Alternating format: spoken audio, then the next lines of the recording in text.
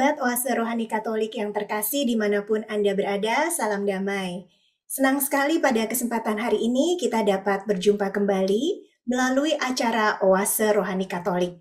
Dan saat ini di ruang dengar maupun ruang visual kita bersama telah hadir Romo yang kita kasihi, Romo Rafael Matando, yang akrab kita panggil dengan Romo Dodo, dan juga saya Immaculata Raufi. Halo Romo Dodo, apa kabar hari ini Romo? Halo, Mbak Rofi, sehat-sehat. Iya, puji Sedang Tuhan. syukur ya. Iya, tetap semangat ya Romo ya. Romo sedang menjalani tesis ya untuk S2-nya ya. Iya, makasih Mbak. Iya. Sahabat Oase Rohani Katolik yang terkasih, mari kita mengawali perjumpaan kita dengan mohon bimbingan Roh Kudus agar seluruh rangkaian acara boleh berjalan dengan baik dan lancar sesuai dengan kehendaknya. Kita akan berdoa bersama yang akan dipimpin oleh Romo Dodo. Silakan Romo Dodo. Mbak Rofi dan juga para sahabat Rohani Katolik yang terkasih, dimanapun Anda berada, mari kita bersama-sama bersatu dalam doa. Dalam nama Bapa dan Putra dan Roh Kudus. Amin. Amin. Ya Bapa, kami bersyukur atas rahmat-Mu. Kau kembali mengumpulkan kami di sini bersama-sama. Kami ingin mendengarkan sabdamu. Kami pun juga ingin belajar dari Engkau sendiri, lebih-lebih dari teladan putramu, dan juga lewat pengajarannya. Kuatkanlah kami ya Bapa, agar melalui pengajarannya ini kami menjadi semakin setia kepadamu.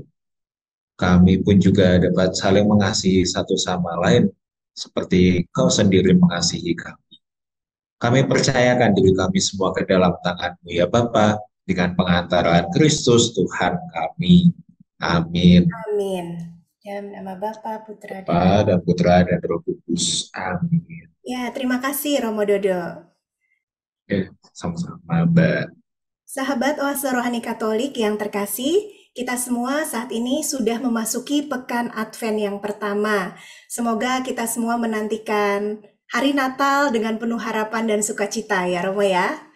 Ya betul, betul. Sambil kita terus mengisi hati kita nih dengan firman Tuhan ya, agar semakin mantap menjelang Natal. Baik, sahabat Oase Rohani Katolik yang terkasih, pada hari ini kita akan mendengarkan bacaan-bacaan kudus sesuai dengan kalender Gereja Katolik. Bacaan yang pertama diambil dari kitab Yesaya, bab 11 ayat 1 sampai dengan 10. Dan bacaan Injil diambil dari Injil Lukas, bab 10 ayat 21 sampai dengan 24. Marilah saat ini kita bersama-sama membaca dan mendengarkan bacaan yang pertama. Bacaan dari kitab Yesaya bab 11 ayat 1 sampai dengan 10.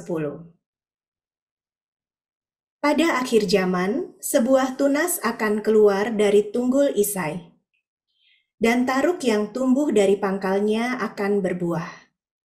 Roh Tuhan akan ada padanya, roh hikmat dan pengertian, roh penasehat dan keperkasaan, roh pengenal dan takut akan Tuhan. Ya, kesenangannya ialah takut akan Tuhan. Ia tidak akan menghakimi dengan sekilas pandang saja, atau menjatuhkan keputusan menurut kata orang.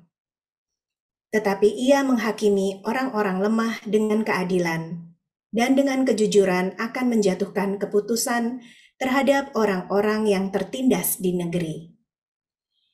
Ia akan menghajar bumi dengan perkataannya, seperti dengan tongkat, dan dengan nafas mulutnya ia akan membunuh orang fasik. Ia tidak akan menyimpang dari kebenaran dan kesetiaan, seperti ikat pinggang yang tetap terikat pada pinggangnya.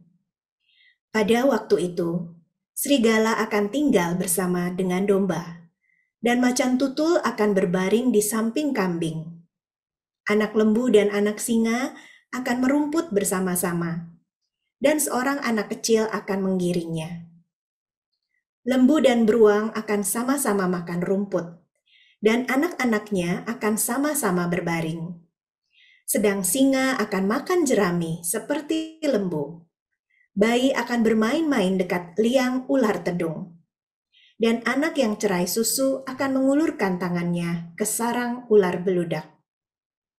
Tidak ada yang akan berbuat jahat atau yang berlaku busuk di seluruh gunungku yang kudus. Sebab seluruh bumi penuh dengan pengenalan akan Tuhan, seperti air laut yang menutupi dasarnya.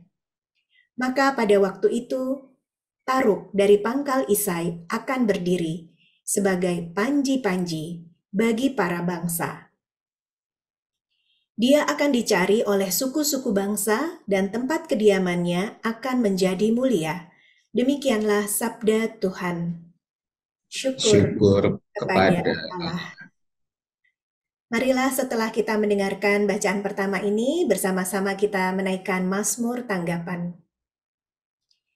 Kiranya keadilan berkembang dalam zamannya, dan damai sejahtera berlimpah-limpah selama-lamanya. Kiranya keadilan berkembang dalam zamannya, dan damai sejahtera berlimpah sampai selama-lamanya. Ya Allah, kiranya Raja mengadili umat-Mu dengan keadilan, dan menghakimi orang-orang-Mu yang tertindas dengan hukum. Kiranya keadilan berkembang dalam zamannya, dan damai sejahtera berlimpah-limpah selama-lamanya. Kiranya keadilan berkembang dalam zamannya, dan damai sejahtera berlimpah sampai tidak ada lagi bulan. Kiranya Ia memerintah dari laut sampai ke laut, dari sungai Efrat sampai ke ujung bumi. Kiranya keadilan berkembang dalam zamannya, dan damai sejahtera berlimpah sampai selama-lamanya. Sebab Ia akan melepaskan orang miskin yang berteriak minta tolong. Ia akan membebaskan orang tertindas dan orang yang tidak punya penolong. Ia akan sayang kepada orang lemah dan orang miskin. Ia akan menyelamatkan nyawa orang papa. Kiranya keadilan berkembang dalam zamannya, dan damai sejahtera berlimpah sampai selama-lamanya. Biarlah namanya tetap selama-lamanya.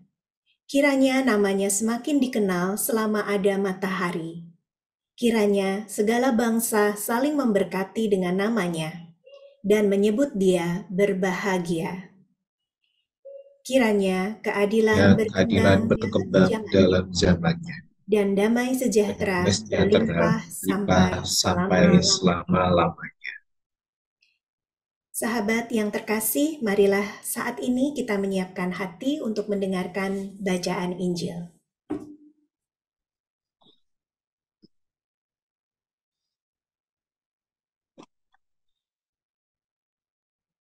Marilah kita siapkan hati dan budi kita.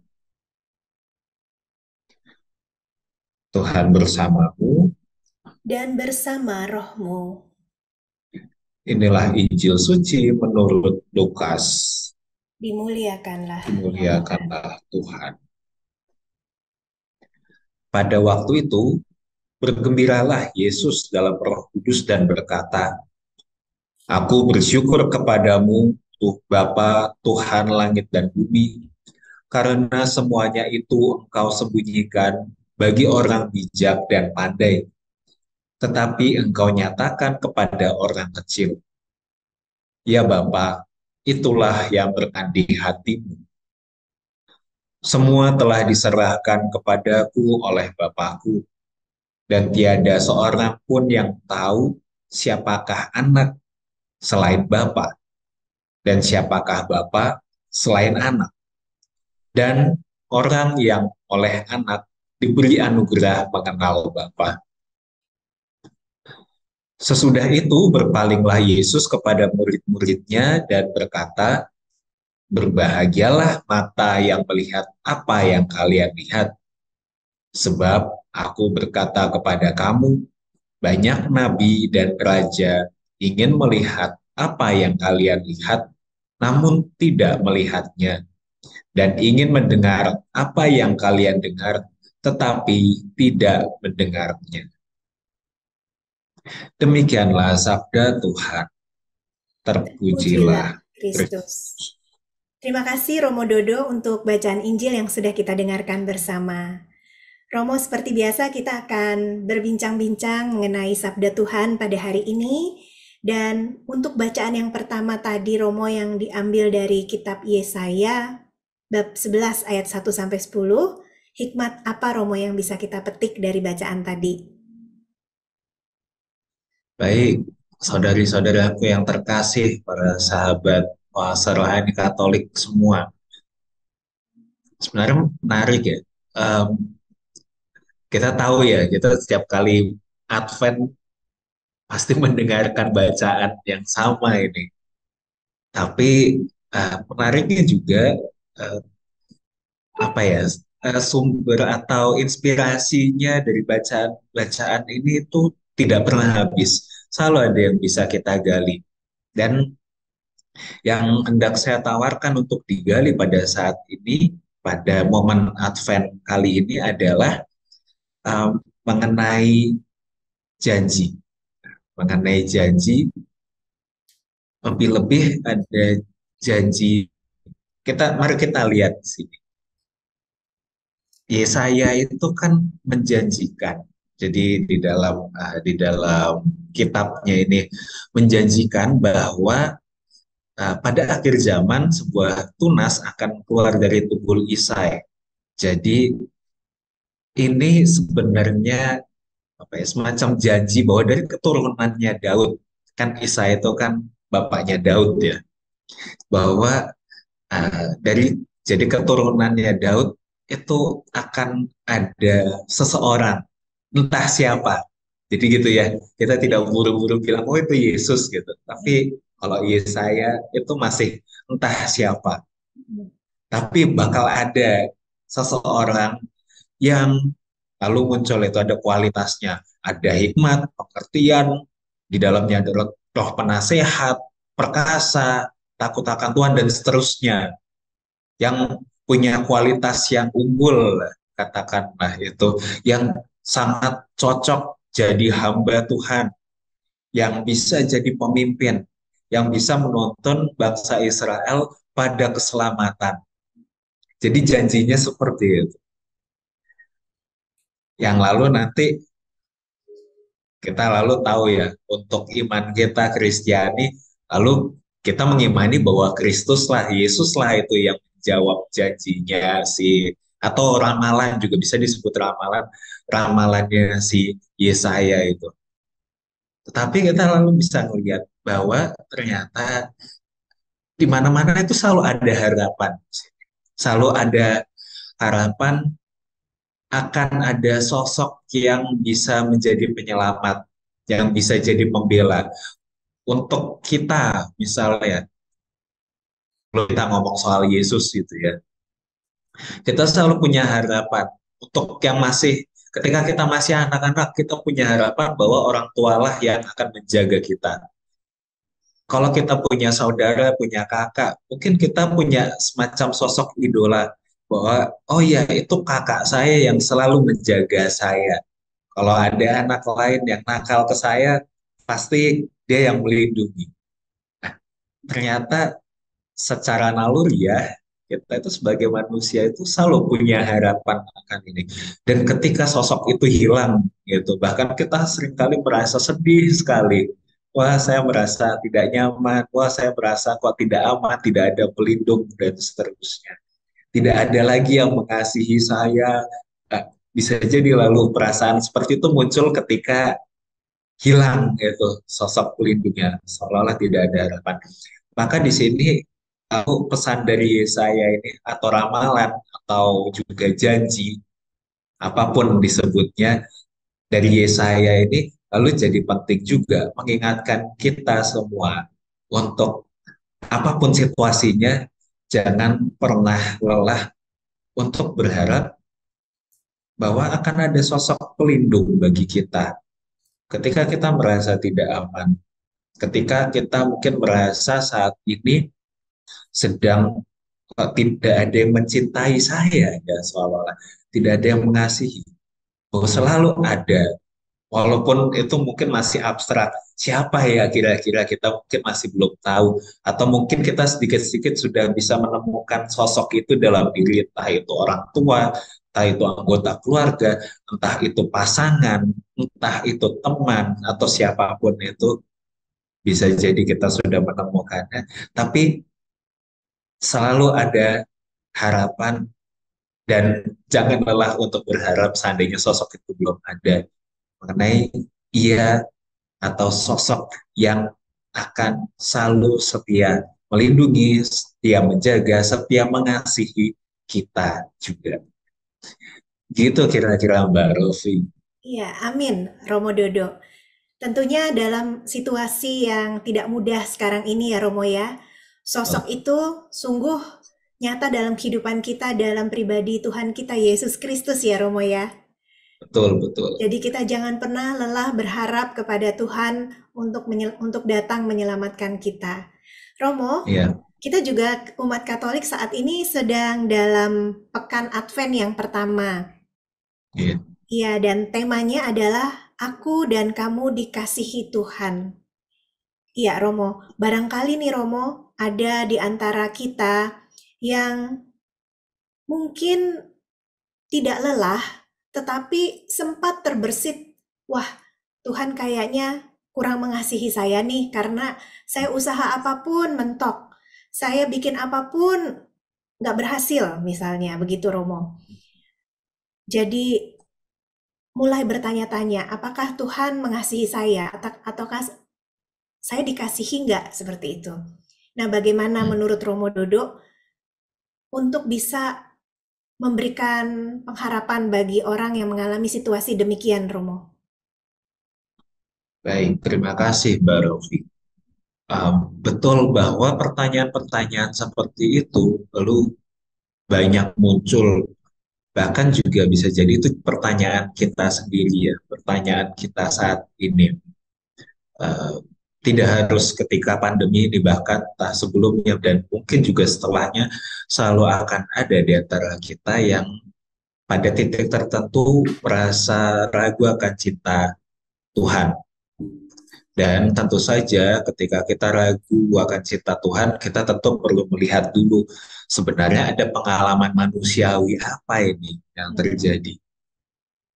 Ketika pandemi misalnya, atau bahkan kalau dibilang wah, nanti tahun 2023 akan resesi gitu, terus Iya, mulai mikir itu krisis ekonomi dan seterusnya, aduh pas gini aja udah susah gitu, nanti tambah krisis ekonomi, apakah nanti saya masih bekerja atau nanti jangan-jangan saya jadi korban PHK.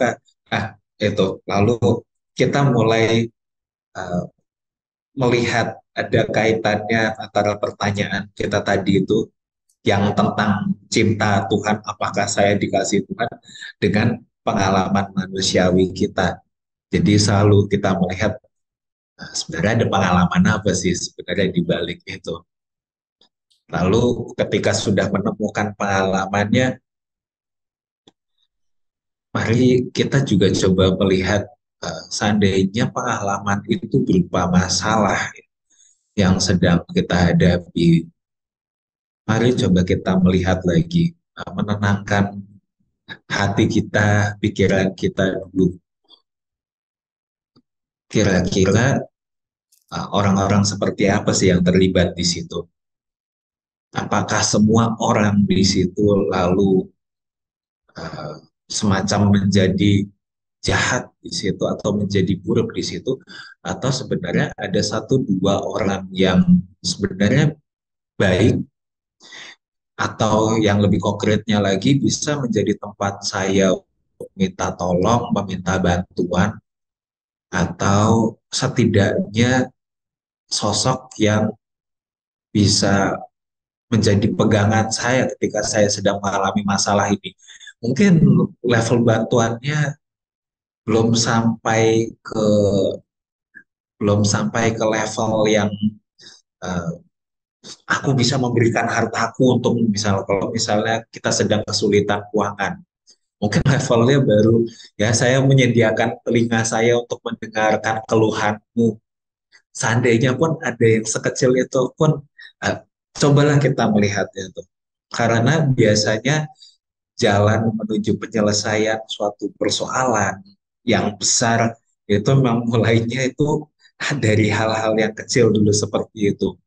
Harus kita akui. Syukur kalau misalnya kesulitan kita, hal-hal yang dicintai Tuhan itu uh, bisa langsung selesai gitu dengan apa ya, mukjizat yang besar gitu ya. Syukur-syukur kalau terjadi seperti itu. Tetapi menurut pengalaman saya ya, uh, banyak juga yang tidak seperti itu.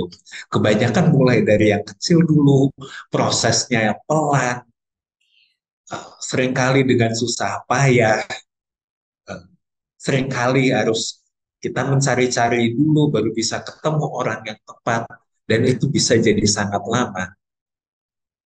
Bisa jadi, tapi uh, pertama, bagi saudari-saudara yang merasa saat ini sedang tidak dicintai Tuhan, yang merasa sudah lelah meminta, berharap, seolah-olah cuma diberikan harapan palsu, cobalah melihat apakah di sekitar saudari-saudara ada setidaknya satu orang saja yang bisa jadi pegangan, walaupun itu mungkin levelnya masih rendah atau kecil ya, itu.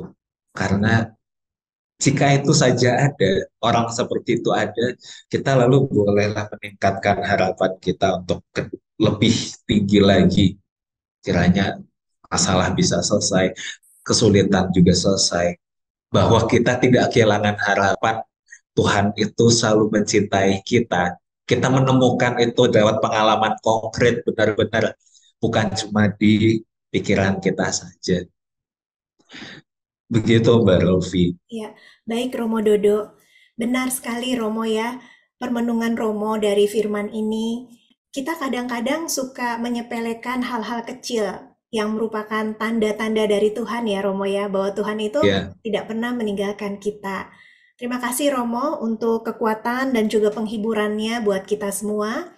Sehingga pada hari ini kita yang mungkin sudah ya seperti tadi ya Romo merasa Tuhan nggak ada, tiba-tiba mendengar mendengar permenungan dari Romo, terus ingat, oh iya ya, saya kemarin ada teman saya yang mau dengerin keluh kesah saya, tapi sama sekali nggak komen loh, cuman dengerin doang, tapi setelah itu saya lega. Nah, itu ya, juga ya, campur tangan Tuhan ya, Romo ya. betul. Iya, baik. Terima kasih, Romo.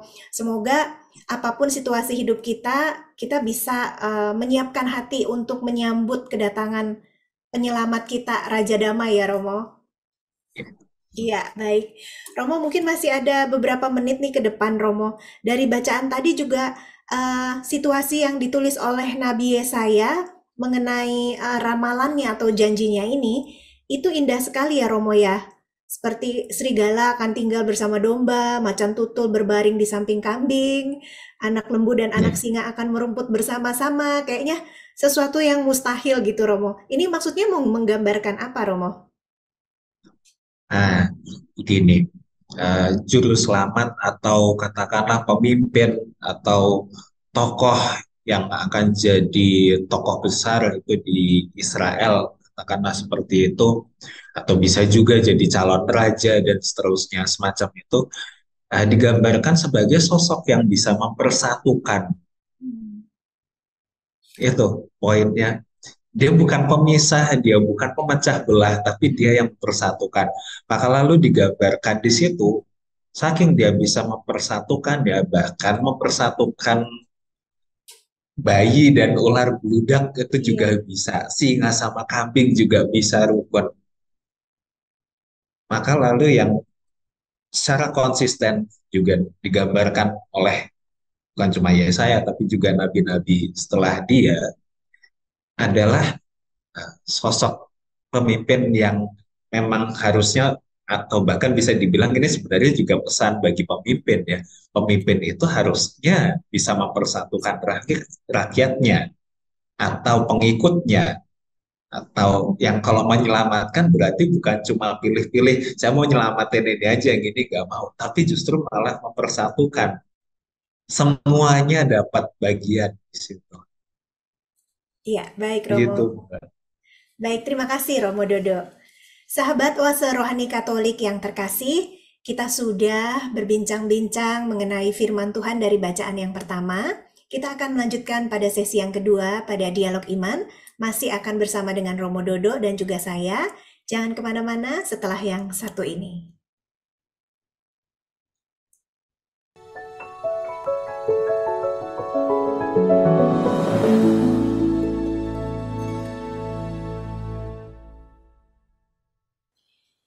Sahabat Oase Rohani Katolik yang terkasih dimanapun Anda berada, kita akan melanjutkan acara Oase Rohani Katolik pada sesi Dialog Iman. Masih bersama dengan Romo Dodo dan juga saya Raufi. Romo, di sesi yang kedua ini seperti biasa kita akan membahas bacaan Injil Romo. Ini ada kabar baik ya pastinya Romo ya, bacaan Injil ya. Oh iya pasti. Iya, kabar baik apa tuh Romo yang kita bisa petik hikmatnya? Oke, makasih Mbak Rofi. Para sahabat Oase Rohani Katolik semua.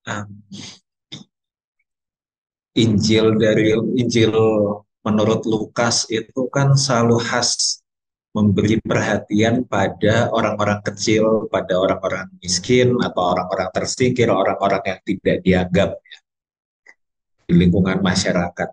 Perhatiannya dalam banyak kisah itu perhatian pada mereka ini selalu dimunculkan. Termasuk juga dalam bacaan Injil yang tadi kita dengarkan ini. Digambarkan bahwa uh, rahmat Tuhan itu diberikan kepada orang kecil atau rahasia atau apapun namanya itu ya. Mengenai kasih Tuhan itu terutama diungkapkan kepada orang kecil, bukan kepada orang bijak dan pandai. Walaupun pertanyaannya apakah emang itu yang sungguh jadi pesannya? Itu apakah emang uh, Allah itu cuma memperhatikan orang-orang yang kecil aja, terpikirkan aja. Gini, sebelumnya saya mau cerita sedikit dulu ya. Begini, saya ketika saya di Solo menjadi bertugas di SMK Mikael Solo itu, uh, ada satu anak yang uh, bisa dibilang itu cukup jadi ini ya, orang-orang di sekitarnya itu menganggap dia itu sebagai troublemaker, Oh, orang yang bermasalah. iya, iya. Ini SMK ini STM gitu ya, isinya Ya. laki-laki semua emang.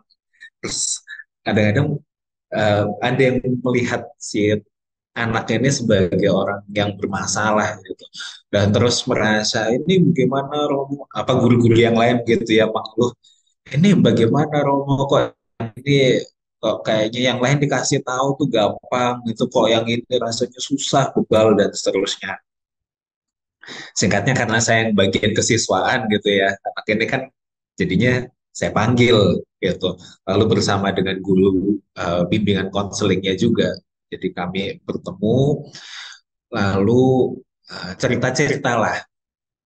Awalnya anak ini tidak terbuka, jawabnya juga singkat-singkat kalau ditanya, sehingga akhirnya pada satu titik lalu anak ini terbuka, ada persoalan keluarga, ternyata ada persoalan keluarga yang lalu itu mempengaruhi dia. Ada kecenderungan dia untuk cari perhatian, ada kecenderungan dia untuk cari masalah supaya orang lain memperhatikan dia, gitu. Karena dia nggak tahu lagi caranya bagaimana. Ini loh, aku masih ada. Bahkan dia lalu sebenarnya merasa sedih juga di sekolah, bukan dia dapat dukungan, kok malah dianggap lagi sebagai troublemaker. Ya memang yang dilakukan salah ya, dia banyak melakukan pelanggaran, pasti itu poinnya, poin pelanggarannya cukup tinggi begitu. Tapi lalu uh, dia memberikan poin yang bagus ya, uh, bahwa uh, dia tidak pada akhirnya dia tidak bermaksud untuk jadi troublemaker sebenarnya, tapi dia cuma butuh perhatian. Hmm. Dan ini ya, Injil yang tadi kita dengarkan itu lalu uh, sebenarnya juga ingin ini nih, menunjuk ke anak-anak yang seperti ini gitu. Mereka yang mungkin bagi kita gitu ya, lepas dari apalah yang mereka lakukan gitu ya. Mereka yang bagi kita dianggap sebagai masalah, dianggap sebagai mudarat gitu ya, tidak membawa manfaat, yang Hmm. capek lah kalau memperhatikan mereka gitu, semacamnya tuh itu justru yang ingin dirangkul oleh Yesus dalam Injil Lukas ya tuh. Maka itulah bukan berarti lalu orang-orang yang sudah baik, orang-orang bijak, orang-orang pandai itu lalu semacam disingkirkan dulu, tidak, tentu saja. Tapi justru anak-anak anak-anak yang seperti ini atau orang-orang yang seperti ini yang bagi kita tidak ada gunanya, tanda kutip, itu justru juga ingin dirangkul. Mereka juga berhak loh dikasihi. Mereka juga berhak loh diberi berkat. Mereka juga berhak loh mengenal Tuhan yang mencintai mereka. Itu Iya. pesan itu lalu yang ingin dibawa oleh Lukas terutama, betul, lewat pewartaan uh, Yesus sendiri. Gitu, Mbak. Iya, baik. Terima kasih, Romo Dodo. Berarti ini cocok betul ya, Romo ya, dengan tema dari pekan pertama di Advent ini, aku dan kamu dikasihi Tuhan. Jadi Iya, yang dikasihi Tuhan itu bukan hanya orang yang cakap, yang pandai, yang baik, tapi justru orang-orang yang troublemaker atau mereka-mereka yang mungkin dianggap menjengkelkan, disingkirkan, itu juga sama Tuhan dikasihi ya, Romo ya. betul. Iya, kalau mereka saja dikasihi oleh Tuhan, apalagi kita ya Romo ya. Maksudnya masa kita Iya, yang adalah manusia, sesama manusia berdosa, tidak mampu mengasihi ya Romo. Tapi memang tidak iya, mudah ya Romo dalam kenyataannya. Mungkin bukan cerita yang anak tadi ya Romo. Kalau anak tadi kan mungkin kita sebagai pendidik atau sahabat anak kita berusaha untuk iya, membuat anak itu menjadi baik ya. Nah, tapi kalau iya, bagaimana Romo nih kalau relasi kita dengan misalnya teman di tempat kerja yang kita tahu mungkin suka menyikut ya Romo ya. Katanya kalau di iya, kantor kan begitu ya Romo, suka saling menyikut iya. atau bagaimana. Atau mungkin juga di komunitas bahkan. Barangkali ada konflik-konflik yang susah untuk diselesaikan. Seperti itu Romo. Nah, Hmm. gimana Romo supaya kita bisa mengasihi orang-orang yang berbuat jahat gitu sama kita Romo? Jadi berbuat Oke, jahatnya beneran nih Romo gitu. iya, iya. Beneran ingin menghancurkan kita, beneran ingin membuat kita jatuh gitu Romo. Hmm. Iya, iya. Poin pertama yang tadi sudah Mbak Rofi sebutkan, itu betul sekali bahwa itu susah gitu ya. Sebagai manusia susah gitu. Kita bukan Tuhan Yesus gitu ya. Itu dulu kita perlu memahami itu. Itu benar-benar benar-benar susah gitu. Maka lalu ketika bertemu dengan orang-orang yang seperti ini, yang benar-benar ingin menjatuhkan atau benar-benar berniat jahat pada kita, yang benar-benar mungkin levelnya juga apa ya, sulit untuk memahami kita gitu, untuk melihat hal baik yang sudah kita lakukan. Nah, ini lalu kita belajar ini dulu ya. Kita belajar untuk bisa menyelesaikan masalah bersama dengan si orang ini gitu. Entah itu teman kita di tempat kerja, entah itu pasangan di rumah, entah itu teman di komunitas. Kita belajar dulu. Ya semacam, sebenarnya semacam penjajakan dulu ya. Sebenarnya yang ingin kita lihat adalah apakah orang ini masih punya niat baik ya, Hmm. dalam, katakanlah dalam konteks hidup kita bersama. Kalau di pekerjaan kan gitu ya, Apakah orang ini setidaknya punya niat baik untuk sama-sama kita cari, sama-sama cari uang kok sebagai pribadi, atau kalau konteksnya perusahaan atau kantor, ya kita sama-sama ingin tempat kerja kita maju gitu supaya pelayanan kita baik. Nah, itu. Atau kalau di rumah gitu, kita sama-sama pengen punya keluarga yang damai, pengen anak-anak itu bisa tumbuh dewasa dengan baik gitu, bukannya banyak luka batinnya. Atau kalau di komunitas gitu, pengen supaya komunitas ini bisa berjalan dengan baik juga. Nah, hal-hal seperti itu kita semacam ngetes dulu ya, apakah ini ini orang tuh masih punya niat baik atau tidak sih.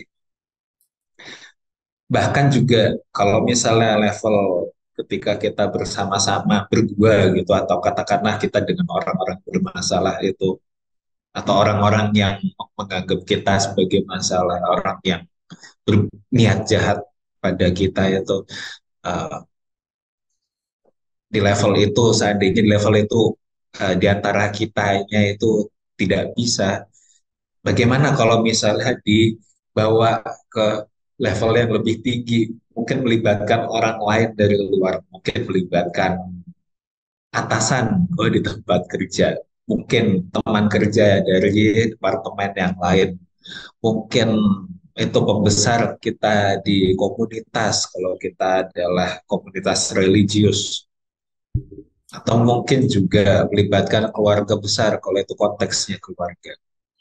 Apakah lalu sosok-sosok ini, mereka yang kita anggap punya niat jahat ini, apakah kelihatan ada niat baiknya atau tidak? Lalu kalau misalnya masih ada niat baik, yuk bagaimana penyelesaiannya? Kalau misalnya ternyata tidak ada, gitu, bahkan sampai dibawa ke tahap yang lebih tinggi lagi juga tidak ada, secara manusiawi kita tidak bisa berbuat apa-apa lagi. Kita harus jujur dengan itu. Kita sendiri, walaupun kita dijahati, kita sudah menunjukkan bagaimana kita ingin membantu orang ini atau membantu mereka yang uh, berniat buruk pada kita supaya jadi pribadi yang lebih baik. Kita sudah punya niat itu. Tapi kalau mereka masih menolak bantuan kita, kita masih menolak niat baik yang sudah kita tawarkan, ya kita bisa apa? Pada level manusiawi, mungkin kita juga harus membuat jarak dengan mereka, dengan harapan. Nah, ini dia yang mungkin juga jangan sampai hilang, dengan harapan bahwa mereka akan jadi pribadi yang lebih baik, entah ketika berjumpa dengan siapa. Mungkin bukan ketika bertemu dengan kita, tapi semoga ketika ketemu sama orang lain, mereka lalu jadi pribadi yang lebih baik. Walaupun kita tidak secara langsung lalu merasakan cinta dari mereka, karena kan mereka ke kita kan niatnya jahat ya.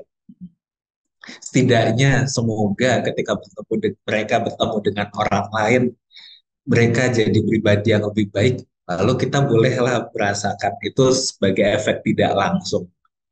Toh rahmat entah langsung tidak langsung namanya tetap rahmat ya. Entah besar atau kecil namanya tetap rahmat. Cinta entah besar entah kecil itu, atau entah langsung atau tidak langsung kita alami, akhirnya namanya juga tetap cinta. Itu. Di sambil kita juga mendoakan, dan kalau doa berarti kan levelnya lalu sudah di level spiritual, level rohani, hubungan kita dengan Tuhan ya. Itu sih Mbak. Iya. Baik, terima kasih Romo Dodo. Ini pesan-pesan Romo ini sangat bermanfaat ya Romo ya, supaya menjelang Natal nih hati kita dibersihkan. Jadi semuanya itu kembali lagi kepada kita ya Romo, bagaimana kita harus selalu berpikiran Betul. positif, hati kita selalu kita jaga untuk selalu ya terarah melakukan kehendak Tuhan ya Romo ya, untuk nggak bales Ya, ya, untuk nggak bales betul betul. kejahatan. Kalau kita bales runyam ya Romo. Ya, tidak menyelesaikan. Tidak menyelesaikan. Baik, Romo, terima kasih. Romo, mungkin sebelum kita mengakhiri acara ini yang penuh berkat Tuhan, Romo mungkin bisa memberikan kepada kami kesimpulan, Romo, dari rangkaian bacaan-bacaan tadi. Baik. saudari-saudara, para sahabat atau rohani Katolik dimanapun saudari-saudara berada, dari bacaan-bacaan kita hari ini, lalu ada kesimpulan yang bisa kita tarik, terutama soal harapan. Harapan, jangan lelah berharap akan Allah yang selalu mengasihi kita.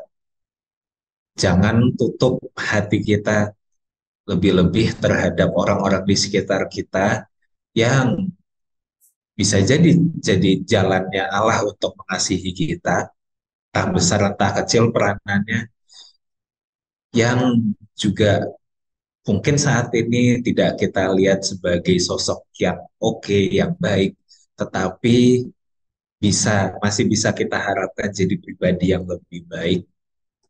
Entah itu caranya lewat kita sendiri atau mungkin juga lewat bantuan orang lain.